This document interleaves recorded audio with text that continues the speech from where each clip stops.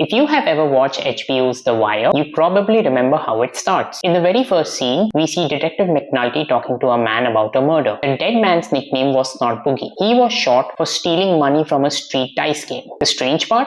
Snotboogie did this all the time. Every single week, he would grab the cash and run. Every single week, the other players would catch him and beat him up. Then the next week, they would let him play again. McNulty is confused. He asks the witness, if Snotboogie always stole the money, why do you let him play? The answer is simple but deep. Got to. This America, man.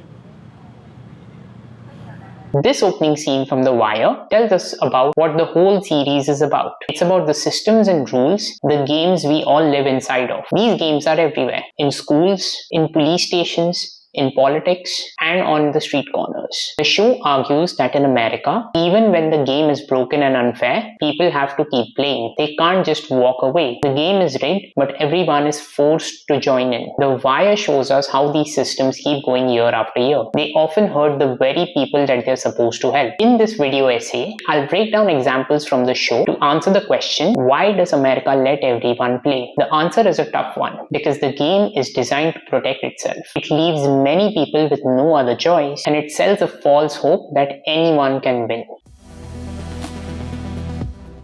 In the poor neighborhoods of Baltimore, shown in The Wire, the drug trade is the main game in town. It's a cycle of violence, power, and money that seems to have no end. Young men see it as the only way to get respect and earn a livelihood. Drug kingpins like Marlo Stanfield and Avon Barksdale kill people, do terrible things, but the system truly doesn't stop them. Cops might arrest members of their crew, but their cases often fall apart. Witnesses are too scared to talk, evidence goes missing, so the gang leaders just go back to their corners and keep running their business. Why can't this game be shut down for good? The show points to a deeper problem, a lack of real options. In these neighborhoods, schools are failing, factories have closed, and good jobs are gone. What's left? The drug trade. It's the only industry that's always hiring. As D'Angelo explains using a chessboard, everyone has a fixed role. The pawns or the street level dealers can never become a king. They are stuck. The game keeps going because America has failed to provide a better game or a system of livelihood for people to play.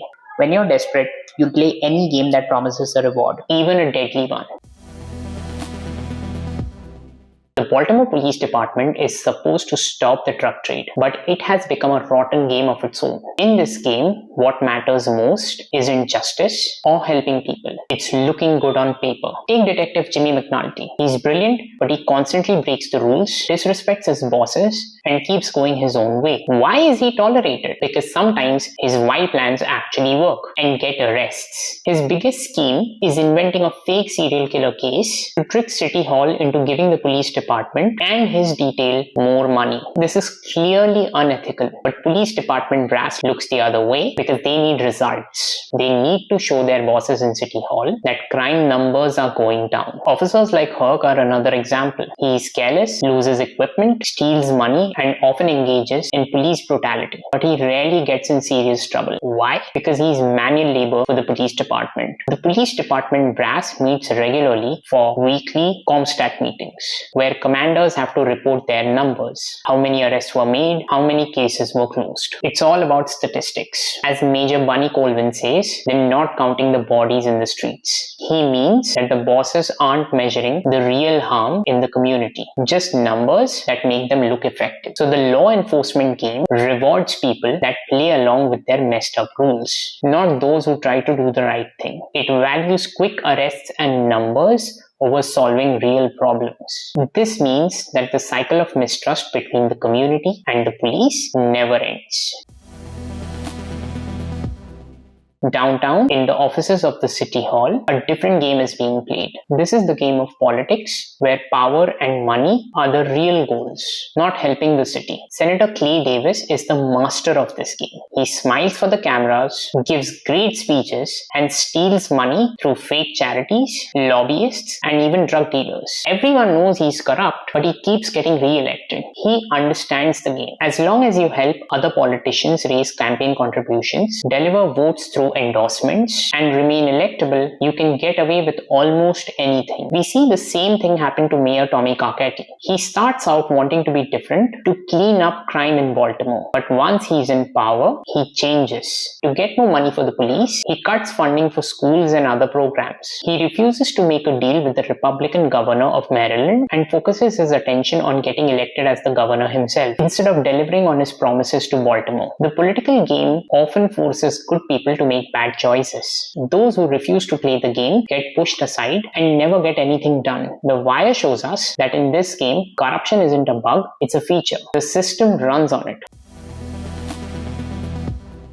Perhaps the saddest game in The Wire is the one being played in the schools. Season 4 follows 4 middle school boys. We see how the school system is not built to help them succeed, but almost to prepare them for their next stop, either the drug corners or prison. Kids like Neiman Bryce are bright but act out. The classrooms are overcrowded. The teachers are overwhelmed. There are no counselors to get them real help. Instead of getting support, they get pushed out. The school to prison pipeline is real. The rules are so focused on control and punishment that they leave no room for teaching or understanding. Even a teacher like Pryzbylewski, who tries to care, highlights the problem. He was a cop who accidentally shot another officer. He wasn't a competent cop, but the system just moved him to a different game, teaching kids, where he also struggles at first. The system doesn't fix its broken parts, it just moves them around. When the city needs money, politicians cut the school budget first. Why? Because kids don't vote. Cops and construction projects have more political power. So the game is rigged from the start. The schools tell kids they can be anything they want to be, but then gives them no tools to make it happen.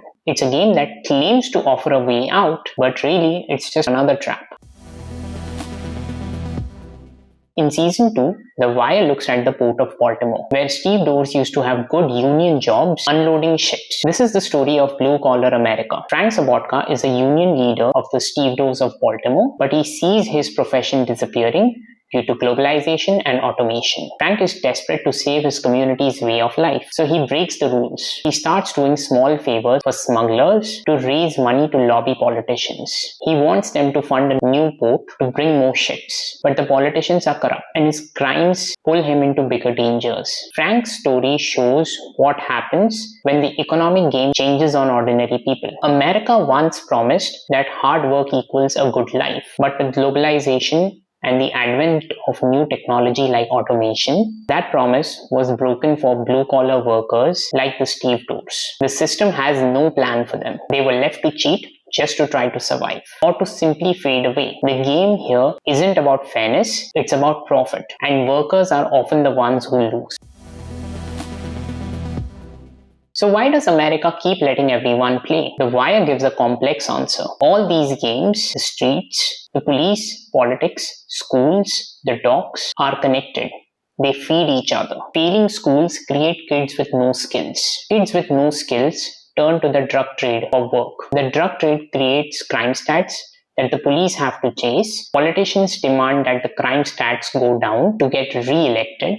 To get stats down, police ignore bigger problems and focus on quick arrests. Newspapers then report on sensationalist crimes like a fake serial killer case instead of the real boring problems like bad schools or no jobs. The public gets scared and vote for politicians who promise to reduce crime and deliver more infrastructure development. It's a vicious cycle. Each part of the system helps the other part stay broken. The game persists because it actually works well for the people at the top, the kings on the chessboard. It keeps them in power and flush with money. For everyone else, that is the pawns, it only offers an illusion. The illusion is that if you just play hard enough, you can win, but the rules make it almost impossible. Participation isn't a choice, it's a requirement for survival.